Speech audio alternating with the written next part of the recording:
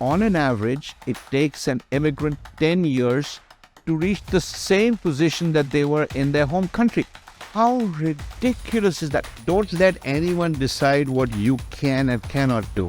You alone can make that decision.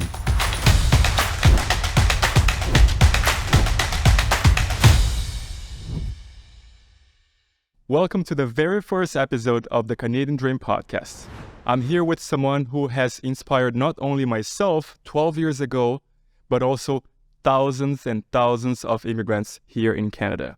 I'm here with someone who is a social entrepreneur, he's a best-selling author, he's a motivational speaker, and much more.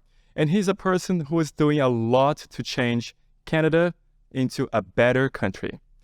Guys, I have the immense pleasure to introduce you to Noorani. Thank you. It's a pleasure to be here. It's so wonderful to meet you and your new family after so long, and to see you've come a long ways. And I'm so thrilled to see your progress. And congratulations on an award-winning documentary. That was such an amazing documentary. Thank you. Nick, we met 12 years ago when you were the recipient of an award that you created 20-some years ago. Yeah. Right? Yeah. So Canadian Immigrant magazine was created, by me. The idea was, when I came here and I was looking around, and everywhere people talked about immigrants failing. And I said, what the heck? If immigrants are failing, why am I coming here? And so I said, are there any immigrants who've succeeded? And I started looking for it. And yes, there were. There's so many of them, except mainstream media ignored that, and they went to the immigrants who failed. And the proverbial cardiologist driving a cab, and best place to have a heart attack is in a cab in North Vancouver kind of stories, right? And whilst that makes for good copy, imagine the negative impact it has on so many hundreds of thousands of immigrants who are coming to the country. So I wanted to create a magazine. I did create the magazine. Canadian Immigrant Magazine became it changed the media landscape, because in a couple of years' time, mainstream media started picking up the success stories that were featured in the Canadian Immigrant Magazine for video and television and print, all of that. So suddenly what was happening was, no, actually, there is some success stories out there. And then I created the awards. And so when I created the awards, I used to jokingly say, I can never win the award. And my editor used to laugh, and she said, no, Nick, you cannot win the award until you leave. And so, finally one day I decided, I've done my work at the magazine, and so I want to get on to something else. And so I left. And so I left. And then I got a call saying, you've been nominated. And you won the award. Well, I guess. As a top 25 Canadian immigrant of the year. Of the year. Yes. And I remember I was hired to create a video of the award ceremony. Yes. And you were one of the recipients who sat down with me and gave me an interview. Yes. And you were so inspiring. I was in a dark place, which is the common place for any newcomer. Yes. But I sat down with you, and within 5 minutes, you reignited that flame. That, these are your own words. You reignited that flame, and helped me pursue my dreams for the next few years. And now, 12 years later, here I am hosting my own podcast, the Canadian Dream. So proud of you. So you had to be the first person to. So that is my role. That's the role I've taken, is to ignite the flame. All of us have the seeds in us. It takes the right kind of person to know how much to water that seed, when and where. And that's what I did that day when I didn't know you at all. I met you for the first time, but I said, this is what we do. And it touched you somewhere deep inside, because you felt that, yes, there's hope. When you talk about the work I do, I've been doing this work for 25 years now, Elton. And if you bring it back to what is it I actually do, my job, is exactly that. I am the igniter. I'm the igniter of that spark. Because that's the fact that you can succeed is something no one talks about. Because they talk about, oh, it's hard work. Of course it's hard work. That's a given. Every immigrant knows that it's going to be hard. You knew about it. Yeah. You knew it was going to be hard. You knew that you didn't know people here. You're starting life in a brand new country. You know it's going to be hard. The important thing is, can it be done? And that's what I do every day till today. I speak to roughly 1,000 immigrants every year. I've cut out my public speaking because I don't want to become elitist. I want to reach as many people as I can. I want to do a lot more podcasts. I want to do a lot more speaking on LinkedIn, because that's where all the immigrants go to when they come in, right? So it's come full circle when I step back and say, what is my role?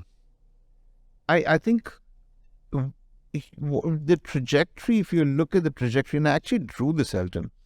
What happens when an immigrant comes here? You go through this euphoria for a week or two, and then suddenly you start looking at your bank balance, and the bank balance is going down, and your motivation is going down, because all the doors you're knocking at and all the emails you're sending, it doesn't come down. Nothing's coming. And so when I meet them, they're at that point. They're at that point. And when they come to me, they say, Nick, what do I do? I said, here's the thing. You can either listen to what I'm saying and then decide not to take it, or you can blindly say, I'm going to follow what Nick does. I don't make any money off you. But you are losing $150 to $200 every day that you're not working. Because that's how much it costs in Vancouver, in Toronto, just to live. So imagine $150, and you're thinking, what do I do? And then people go into that panic mode. They get into the panic mode and they go to walk into a McDonald's and say, can I get a job? And I don't want you to do that, because statistically it has shown, if anyone gets into a dead-end job, if they stay there for 6 months, they'll never get out of it. Oh, wow. There's so much I want to know from your work and your own experience, coaching and helping out people, and even writing a few books for immigrants. But before we get into it, do you mind sharing more about your own journey as an immigrant? Yeah. Where were you born? I was born in Bombay, in India. I was born in a fairly affluent family. I moved to the Middle East with my wife and my kids. And then we were there in the Middle East for roughly 10 years. And then as my daughter got to a place where she had to go for studies, we had two choices. Because at that time, there were no universities and colleges in Dubai that were that level. One was to send her back to India to study, or the other was to send her to Canada. My brother had come to Canada 2 years before. And so he started working on my wife and say, you should be here. I have a sister in the U.S. and another brother in the U.S. So he said, you should be here. And I said, no, I'm not. I'm very happy. You did not want to come to Canada. I did not want to come to Canada. And my wife had already done all the paperwork, and the visa came through, and I said, now what? Well, my wife said, women are very smart at doing this stuff. We've not had a vacation for a very long time. Let's go for a vacation. We came to Vancouver, and it was April 1998. It did not rain for a single day. We were here for 3 weeks. It did not rain a single day. Like a commercial from Tourism Vancouver. But do you actually know how many days it rains a year in Canada, in Vancouver? Yes. It's almost 200 days a year in Vancouver. It didn't rain. Wow. Lucky. So I said, this is great. So we went back to Dubai. I said, yeah, fine, we'll move here. So we went back to Dubai, and then my wife moved here with the kids because they had to get to school. I was wrapping up stuff in Dubai. And then the day I landed in Vancouver, it rained. It was the biggest storm they had in 50 years. It rained like the sky opened up. I honestly came on and said, I've got off at the wrong place. Somehow I've gone off at the wrong place. This must be This Seattle. cannot be Vancouver. And what was your profession? What were you doing? So I was in advertising. I was in Okay. advertising, Media. working for large agencies, Mechanics and Saatchi. I used to do copywriting. I used to do client servicing most of the time, that just understanding marketing strategies and positioning strategies for clients and things like that. So I, handled brands like Coca-Cola and BMW. So it was a great fun. Advertising is a great fun profession. It used to be a great fun profession. I don't know what it is like now. I couldn't get into advertising. The same ad agency. Were you looking for jobs here? Yeah. Were you knocking on doors, sending your resumes? And Same ad agency, I worked in the Middle East. I went there and they said, you have no Canadian experience. what's the Canadian experience? A lot of times I think it just is, you're not like us, which comes across as a very racist statement. Do you find it racist? Or is it the natural I think process? I think there's a tendency to hire people who look like themselves in Canadian workplaces. That is unfortunately the truth. For them to hire someone who doesn't look like them, sticks out. Now it's becoming there's a little more awareness of the advantages of diversity hire. But it's still not at anywhere where, turn around and say, well, it's open. So your experience was, 30 years ago? Yeah, 25 years ago. 25 years ago? Yeah. And what happened after? How long were you looking for a job? Oh, I didn't look for a job for very long. Honestly, I'm one of the few who didn't have to struggle too long. So I landed in October, and by December I had an interview with a publishing company. So I transitioned from advertising into publishing. So that's allied with advertising. So I was doing advertising sales. So through advertising sales, that helped me become that. So my plan B helped me become my plan A later on, as you know, with the magazine. But it was hard because the income I was used to and what I started at in Canada was it's what every immigrant. Much lower. Like how much lower? Is it half? Is it 12% lower? I would say it was probably 20%, so it's 80% lower. Oh, wow. Wow. Okay. And plus, you got to remember, I didn't pay taxes in the Middle East. In Dubai, yeah. No taxes in the Middle Yeah, East, right. right? So it was challenging. The young family, I have two kids, and they were scrambling. They were trying to get to, understand the schooling system. They were dealing with racism at different levels as well. And this was very evident when the North Vancouver District School Board representative meets with me, my son, and the school vice principal, and says, Mr. Noorani, perhaps you should take Dan out of school for a year. And I said, this conversation's ended. And why did they suggest that? Because he was cutting classes. He wouldn't come into class. Okay. Blah, blah. Whatever the case may be. I said, okay, so you and I remember his name, Mr. Evan, will have a conversation tomorrow at 10 o'clock. Call me on this number. When he called me, I said, I have one question to ask you. The way I understand it, your job is to educate my son. North Vancouver School District Board. Your job is to educate my son. Either you're unable to or you don't want to. Which one is it? I said, do you realize how absolutely inappropriate it is for you to tell a minor that you should quit school for a year? So here are two choices you and I have.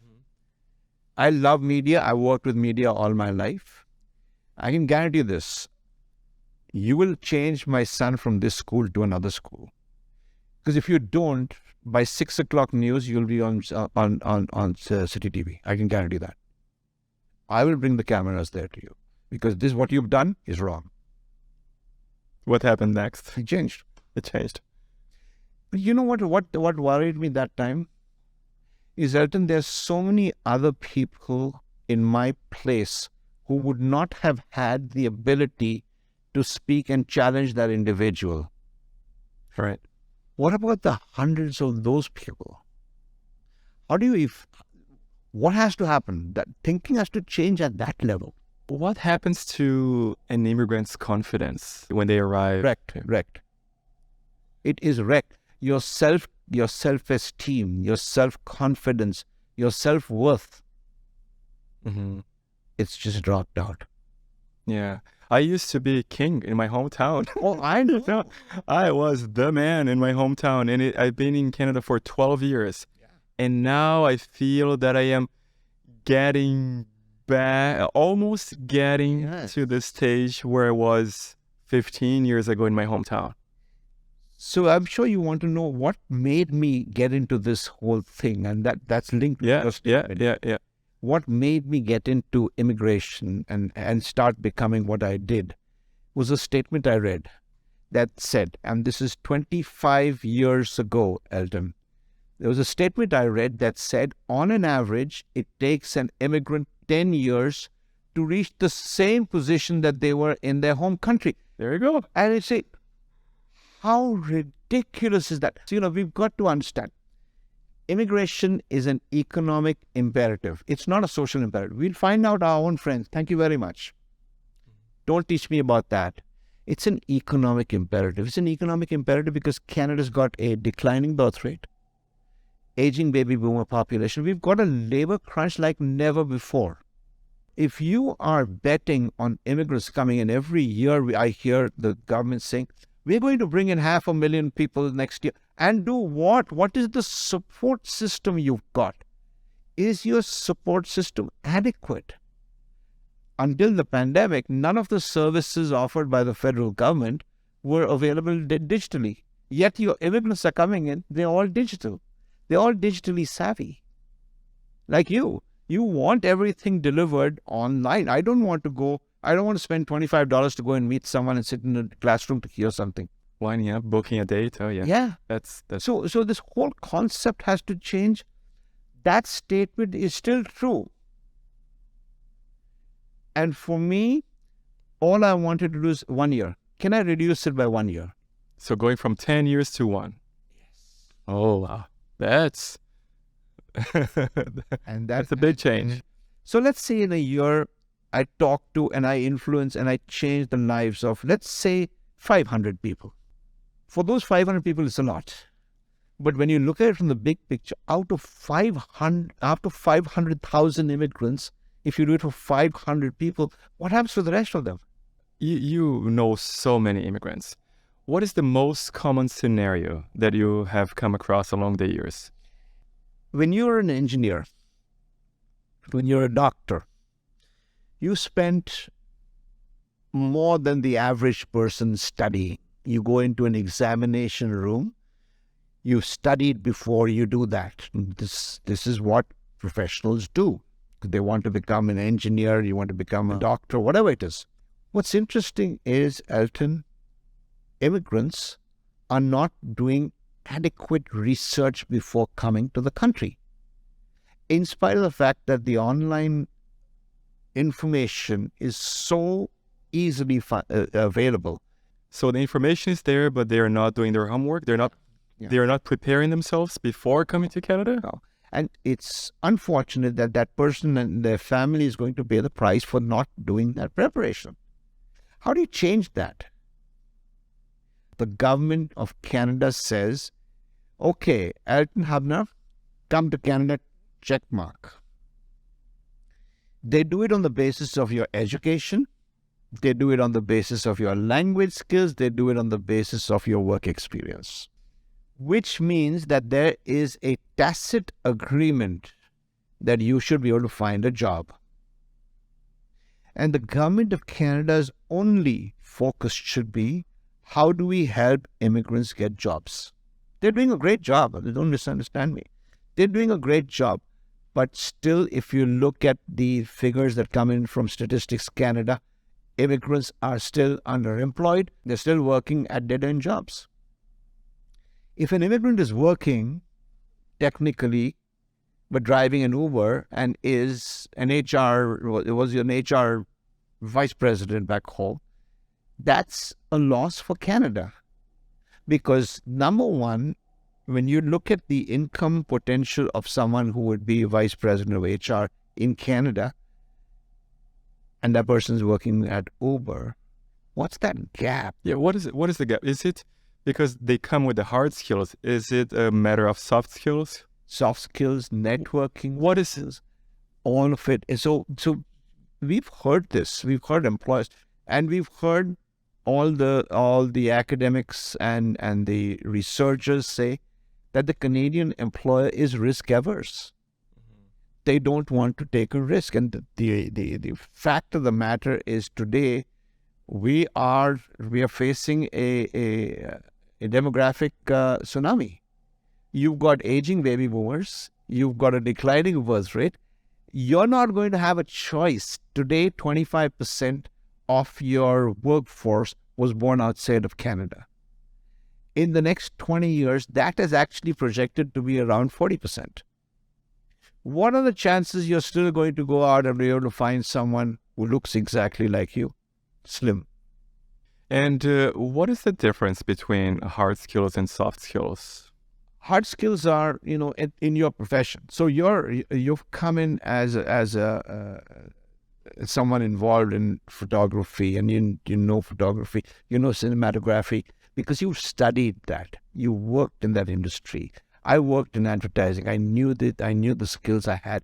So those were the hard skills are the knowledge, Excel, Word. They're the same whichever part of the world you come in. If you come from the Middle East, you don't write Word from right to left, especially if you're using English, right? So when they talk about hard skills, that's what hard skills are. The soft skills, the ability to do presentations, the ability to have small talk, the ability to understand, time management, for example. It's not that immigrants don't have soft skills. The soft skills they had were fine for their country. They were relevant for their country. What they need to know is, how does Canada work? What are the soft skills that are needed here? What are the skills I need here? There's no process that delivers that information. They have programs. The federal government has got programs, pre-arrival programs. I created one of the largest pre-arrival programs in Canada. Problem is that the way these programs are created, they leave out the basic tenet of marketing, and that is talk to your consumer. So who is the consumer? The immigrant. I don't know, when you look at some of the programs, there's such a gap between what immigrants want and what the program delivers. It's important that has to close. That gap has to close. It has to be with the immigrant at the center of every program. I was talking to an organization, I won't name the organization, where they're talking about micro skills, and they're talking about how micro skills are becoming so important, and how that could be very useful for immigrants. I said, absolutely. Micro skills are designed around get to work. How do you get to work? How do I take this skill? How do I quickly go into a workplace? Great. Exactly what immigrants need. And so, but when I turned around and asked them one question, I said, how many immigrants have you shown this program to? There was complete silence. So where's the gap? The gap is just the bureaucracy. We are so bogged down with bureaucracy. We're not thinking as marketers. Do you mean the government? The country. The country, the nation. The nation. We're not thinking as marketers. If you don't talk to people and ask them, what do you think about this program, which is what marketing is all about. You do market research. You need to have that. One of the topics of your speeches was, for a long time at least, the 7 secrets for success. Yes. Are those soft skills? Secret? Those are soft and societal skills, because it has to do with how do you fit into a country. What are the things that you need to do? So, for example, I do know that the Canadian government says you need to have English skills. But today, English skills are not enough. You need to have advanced language skills, because your workplace dictates you need to have those skills. Give me some examples. So let's talk about writing an email. Okay? Mm-hmm. For the longest time, I used to get emails from people in all caps. And I say, do you know in Canada that's construed as shouting? Yeah, stop screaming at me. Yeah. He said, well, we thought that, if I put it in all caps, I'll get your attention. You certainly did, but not in the right way. So, but these things are a challenge. Yeah. And today, 25 years, this is 25 years, and I sat down and I said, what are the three things that are critical today in Canada to succeed? What are they?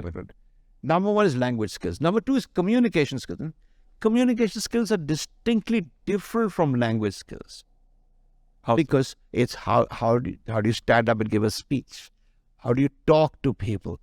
Because employers want you to present their products, their services, right? How do you do that?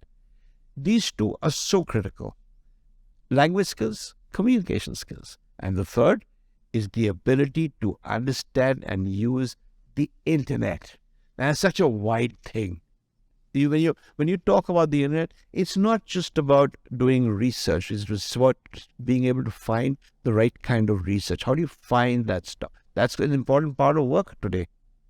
The importance of handling social media. How do you handle social media? I have a friend of mine who his first LinkedIn profile was him standing at the bar. Not a good idea. Let's talk about these three aspects then. So the first one is English skills. And I remember you also said that 12 years ago, you said business English, not ESL English, English as a second language. The point system changed very, very much after you and I met, Elton, where the entire point system moved from being based on education to being based on your language. So today, if you were to apply, the first thing you would need to do is you would need to put in your IELTS score. What is your score? And your Canadian language benchmark, which is around 8, is when you come in. So 8 is the language that we are talking at right now. So Canada is putting that high level in terms of the language. And so from that period to now, has the needle moved? Yes, it has. Let me be honest. The needle has not enough. What do I mean by not enough? Because again, we've got to remember that English is spoken at very parts of the world, and there's certain colloquialisms that immigrants will have which are very different from what is spoken over here. Oh yeah. How do you understand that? How do you get to know that? How do you understand Canada from another immigrant's perspective? How do you learn from another immigrant? Because I believe the core success nucleus is immigrants learning from immigrants, because the learned journey, the learned experience of another immigrant is the most authentic and the most valuable for a newcomer. Mm-hmm. When you're talking about language skills and you're talking about communication skills, we're as a nation, we've grown over the past 10 years. So you and I met 12 years ago. Have the language skills gone up or down? I believe it's gone up. Even the way you do a LinkedIn post, for example, there's an entire science behind a LinkedIn post. You're communicating with someone. Don't sell. Talk. Engage. So it's all evolving. So it's not enough to turn around and say, well, I don't like social media, but I want to work in an ad agency. You can't do that. That is the crux of how we communicate. What tips would you give to someone who would like to improve their communication skills, or who wouldn't like but who needs to? First thing, switch off your ethnic channel. Watch CBC, CTV, listen to radio. Because what happens is TV will distract you. Listen to Canadian radio. You'll pick up Canadianisms. You'll pick up Canadian slang. The thing that says, can I have your John Henry on this document, right? I didn't know what a John Henry was the first time I heard it. So you'll pick up all of this stuff, but you need to be immersive, number one. Number two, when you look at the IELTS score, people score well in written, but poorly in spoken and poorly in comprehension. That has to improve, and the radio is the best medium to improve. But you need to turn off all your other ethnic channels. Of course, and by radio now, I'm assuming you mean podcast. Yes, of course. And audiobooks now, which has grown exponentially as well. It's huge. Cool. And for communication, for verbal communication, what can an immigrant do if they usually have roommates from the same country? Yes, It's hard to meet friends. It's hard to date nowadays. You can't approach people anymore. You have a Toastmasters. It's a great organization. Meetups. Have you heard my broccoli? No. I've got to tell you this. I'm sure you're listeners. But I like broccoli. So broccoli challenges, and this I tell all newcomers. I say, go into a grocery store. Look for someone who doesn't look like you. Pick up broccoli, turn to them and say, "What is this? It looks like a green cauliflower. How does it taste? How do you cook it?"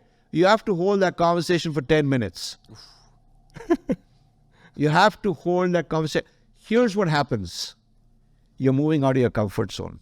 You're building a confidence level. Remember, we've come from different parts of the world where we've never seen what the average Canadian looks like. White, blonde, blue-eyed. We've never seen people like that. Majority of them haven't. It breaks down those barriers. It starts allowing for conversations. It starts allowing for understanding and starts allowing for you to express yourself. This is something I've been a big proponent of, that it's the way to break down these barriers. It's the way for you to start talking, for you to listen to how someone's speaking to you. How do they use their phrases? How do they use their words? I like that. So the first tip was listening to the radio or watching TV as well, everything in your language, and then talking to strangers. What else would you recommend? A lot of these things you cannot go to a place and get it, Elton. It's just by use. The problem is people come in and they tend to gravitate towards their own ethnic community, and you're not going to use English. And so if you remember the 7 success secrets, one of the 7 success secrets was move out of your ethnic community, because you're not going to learn from there. It is a comfort zone, and yes, you can have that comfort zone, but try and have more people from outside your community. Today, I've been here 25 years. Most of my friends are not Indian. I'd say 90% of my friends are not Indian. I have probably 2 or 3 Indian friends. Oh, wow. And there's a lot of Indians now in Lots of Indians here. A lot. Because I don't seek them out. I seek out people who I connect with. You know what I mean? So for me, it's been a lot easier. But I think it's challenging for newcomers. It's challenging because they don't equate that with success. That is the problem, Elton. They don't equate a lack of communication skills as being they don't see that as a barrier. So immigrants don't understand that the lack of communication skills is deterring them from achieving more success, from pursuing their dreams. Absolutely. It's a huge issue. And how do you get communication skills? How do you learn? And is that the government's role? Well, the government's basically, that is the role, because that is what the government brought you in for. You know, it's funny that you mentioned this, because I have been married now for, I think it's 4.5 years. I've known my wife for more than 7 years, and she knows that virtually on a daily basis, I am conscious of how much I need to improve my English skills. Not only communication, verbally or non-verbal, but English vocabulary. I still am conscious of this, and I've been in Canada for 12 years. And I am a communicator. I have a video production company. We talk and write in English all the time. Amazing. And I still think it's not enough. Your skills are amazing. So first, thank you. Your skills are amazing. So are yours, Noorani. And the thing is, it's not enough. It's not enough. What I admire is that you're saying it's not enough. I admire, because that comes out of a self-awareness. And I keep telling immigrants, I said, listen, you're going into the workplace. You cannot make do with simple words. Please go and eat a dictionary. I don't mean it literally, I mean it figuratively. You need to absorb words. You need to understand which place to use which word. Yeah, I've also met hundreds, if not thousands, of international students. Yeah. And I keep saying that it's very important to read, not only to learn the language, not only to watch Netflix and listen to music, but reading. Reading is different, isn't it, Nick? It is very different. Reading is difficult, even writing. So, for example, you're writing just a simple task of writing an email. It differs in different corporate structures, which country you come from. In India, your email writing is very direct. It is a very simple communication. Hey, I want you to do this. It's as simple as it's a translation of the verbal communication. No one does that in Canada. No, and it's actually considered rude. It's considered rude. And then we land on another topic or another issue for immigrants is that the typical Canadian does not give feedback. No. They don't criticize. So you can make a mistake. They will never tell you what you did, and they will ghost you. I wish they would. Here's the problem. And the problem is it actually hampers an employee's growth if you don't give the feedback. So I remember I went to my boss and I said, hey, I've been here for 6 months and, how am I doing? He said, good. You want a beer? I said, I don't want this kind of feedback, Frank. Can you give me more feedback? I think Canadians don't like conflict. They're not very cool with conflict. So they'll dance around that. They won't say you're not doing your job. Well, that's not what I expect from you. They won't say that. Now, I'm an immigrant, and I always will be. I'll always be an immigrant. And I have the ability to turn around and tell my employees, guys, you're not doing what you're supposed to do. My employees understand that. You give them more detailed feedback? I give them very detailed feedback. So this is what you were expected to do. This is what you and I had agreed upon, and this is what the way I work with my employees is I'll give them intense information as they come into the company, and then afterwards I walk away. And that is why I have employees who never leave me or keep wanting to join me whenever I move on. Because I respect them, and I tell them that if I respect you, I expect you to be respectful, that the job you're performing is important for us as a whole. Yeah. It becomes challenging when you don't get direct feedback. Some immigrants feel that when they get feedback, it's humiliating for them. So they have to understand that feedback is very different in Canada. So this is all the stuff that I talk about. But you brought up international students, and I wanted to make a remark over here. A lot of my international student friends actually have gone and married Canadians. Yeah. Okay? Like myself. And so here's what happens. The immigrants' language skills change completely. Yeah. It transformed my life. It changes completely because now you're speaking English. The only language you're speaking is English. I know that there's this incredibly smart Brazilian girl that used to work at ISS. And when I met her, I said, how is your English so good? She said, I'm married to a Canadian guy. No wonder. Yeah, my wife, Michelle, she's my dictionary and my encyclopedia. Shout out to Michelle over there. Many times, and it's funny, we're in a group of people and Michelle, right? Okay, right, yeah. This is what I say. This is what I should say. This is how I say it. Yeah. I've been called various names. I've been called the godfather of immigrants. I don't know if Marlon Brand. I don't think he's alive, so he's not too upset about it. I've been called the Immigrant Whisperer because I can literally, I can say it here, and let me say it here. If I spend 20 minutes with an immigrant, I can tell you exactly what that person needs to do in order to move from the position that they are in on their way to success. I can draw the roadmap for them. I think you did a little bit of that with me, but within 5 minutes, not 20. In 5. Oh, I wish I had 20 minutes with you that day. When I was younger, right? Yeah. But normally, what does that roadmap consist of? The biggest pain point for newcomers is we come to a country and we don't know anyone professionally. That is a huge, huge disadvantage. So I've come to Canada. I've got 23 years experience in advertising, and I cannot find one person from advertising to speak to. I have no contact. So I go to LinkedIn and I'll see people over there on LinkedIn, and I'll try and connect with them, and I'll keep sending them messages, and no one connects with me because I don't understand how LinkedIn works. Because now I know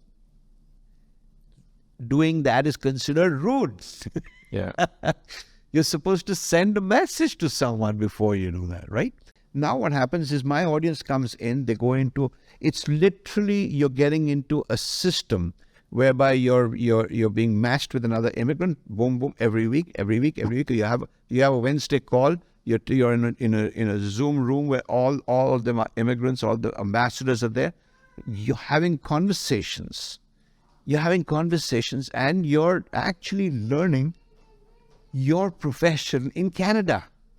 You're learning where's the hidden job market. You're learning what does a typical day look like in HR. That's on your app. That's on the program I've got. We have to talk about that later. Whether it was the Canadian Immigrant Magazine or the company after that or Immigrant Networks, I've always looked at what is important for the immigrant, what is missing, what are the things that can change their lives. How do we effect change? Not small change. How do we effect massive change? So I know you've got that slated for a later talk, but that I think is the biggest barrier for employment. Now, with what I've created, people are getting jobs in 6 weeks' time. 6 weeks, they get in their profession. If you were to give a tip, or maybe more than one tip, to anybody who, not only for those people who are still coming to Canada, but for people who have already been here and are still struggling. Yeah. What would those tips be? Talk to a stranger every day. Every day, talk to a stranger, because you need to get into the habit of talking to someone who is a perfect stranger. Now, why is that? Because it takes you out of your comfort zone. We have this tendency of getting into this cocoon because we are scared, we are insecure, we are worried, and because we're not getting jobs, we move inward. And by going out and talking to strangers, it creates that social connection. And so you're now going out and talking to someone, and you suddenly start feeling better about yourself. There are Harvard researches conducted on this. The importance of talking to strangers. Talking to perfect strangers. Grocery store, everywhere. Go to the gym. Everywhere I go. I talk to a stranger. My wife wants to ignore me completely. She disowns me every time I do that. I make friends everywhere. Good. Any other tips? That's the most important, because when you get out of your comfort zone, growth takes place. Your growth cannot take place in your comfort zone. Mm-hmm. One thing that I did was a few years ago, I started to look at people who I perceived as successful and started to analyze what they look like, how they walk, how they talk, what they don't talk about, what they do not do. Yes. It's just as important as what they do. Absolutely. And I see many times, I have the feeling that some immigrants, or maybe most of them, are not aware enough of how important it is to observe and learn by observation. What you're talking about is one of my favorite topics. And that is that immigrants have to become sponges. You come here, you have to become a sponge. You have to absorb everything. If I'm at a public place, I'm listening to conversations all over. I'm always listening to conversations because I can see, I can hear people, I can hear their emotions in their sentences. I can understand what they're doing. It's hard. It's hard. Immigrating to any country is hard. It's not easy. It's not easy, and it becomes more difficult as you start getting older, which is why immigration is now cut off at 37 for your express entry.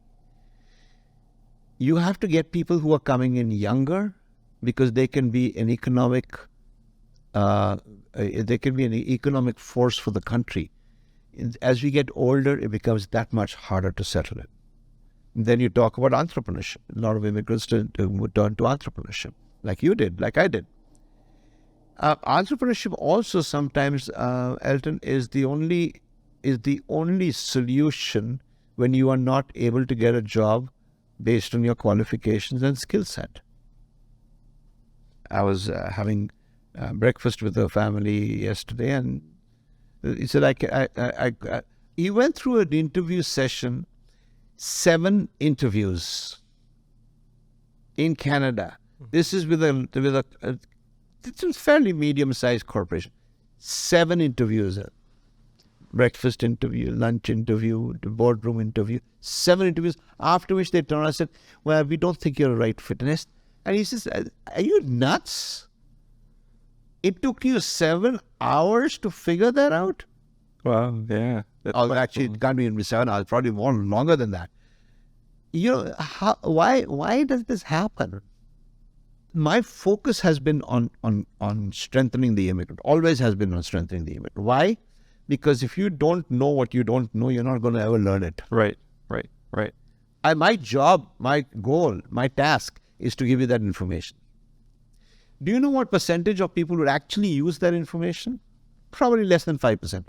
Information that you have given in your books, you mean? Books, speeches, less than 5%. You know why? It's hard to change people. It's because it involves that 4-letter word, WORK. People don't want to work on themselves. That's the last thing they want to work on. Yeah, so working on yourself is very important. Yes. But another thing that I don't know if you agree with is to be surrounded by other people who become role models or become a positive influence. We come here, we've left our role models behind. We don't have any role models. So we need to create new role models. So that is why the Canadian Immigrant was created. That magazine was created because it's important to have positive role models as you go through your journey. When I was the publisher of the magazine, I used to constantly get calls and emails from people saying, I have a stack of your magazines on my bedside table, and every time I come back from an interview, I'll pick up one and I'll read your publisher's note, because I know that your note is going to inspire me to go back and do another interview the next day. It's important to have those role models. A lot of people still recognize me as the publisher of the magazine. That's a long time ago. Role models are very important, as is surrounding yourself with the right kind of people. So one of the things I do talk about is, as I say, that we are the sum total of the 5 people closest to us. What do I mean by that? So if you take out family, so I take out my wife, my children, my grandchildren, and all of them, and I say, okay, who are the core people I work with all the time? Those are people who will either add or detract from my personality and my ability to reach my goals. Yeah. If I have negative people in my life, and I did have negative people when I first came to Canada, and I had to get rid of them, because I will not let anything stand between me and my journey. And it's getting rid of people. I know it sounds brutal, but it is just as important as adding positive people. How do you go about that? So so we as humans, we once we've got a friend who's been with us for 5 years, 10 years, you kind of get into that thing. It's okay. Those are one of their qualities.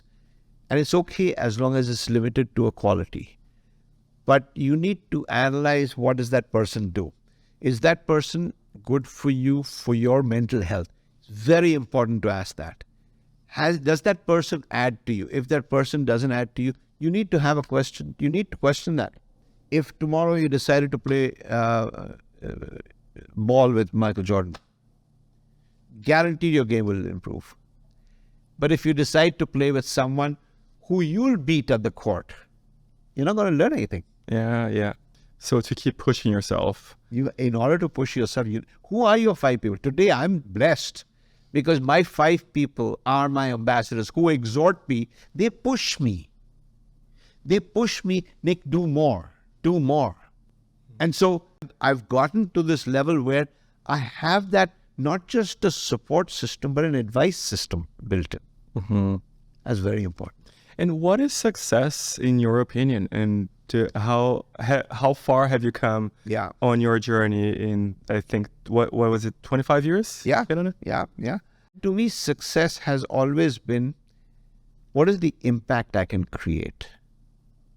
What is the impact I can create? We talked about the 500 people that I could impact and how we have 500,000 and what's the difference between 500 and 500,000? What is it that I'm going to be doing and how do I want to increase that? Because I'm greedy. And I want to help a lot more immigrants. And the only way I can do that is by always staying out of my comfort zone. If I stayed in my comfort zone and I said, I'm going to accept status quo, change would not happen. We're going to have to continue this conversation another time. Yeah. So before we end this episode, last question. What would you say to those people who have been here and along the way they forgot about those dreams that they had? Well, it's very simple. Don't let anyone decide what you can and cannot do. You alone can make that decision. And if you go back to the day you landed here or the day before you landed here, what were the dreams you had? Write it down. Use the blue sky method. Write down what you want. Not in terms of money, not in terms of the number of cars, not in terms of the number. What is it you want from life? What makes you happy? That's the important thing. And then go after it. And if you can't figure out how to do it, get in touch with me. How can people get in touch with you?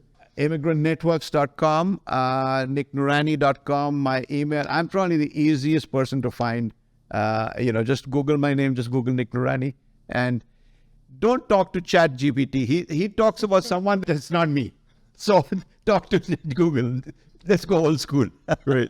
Nick, thank you so much. And pleasure. Thank you. And we're going to chat more about other topics that I want you to talk about. Okay? Absolutely. Thank you. And thank you for sticking with us until the end of this episode. Please remember to like this video, to share it with your friends, and to subscribe to our channel. I'll see you on the next episode.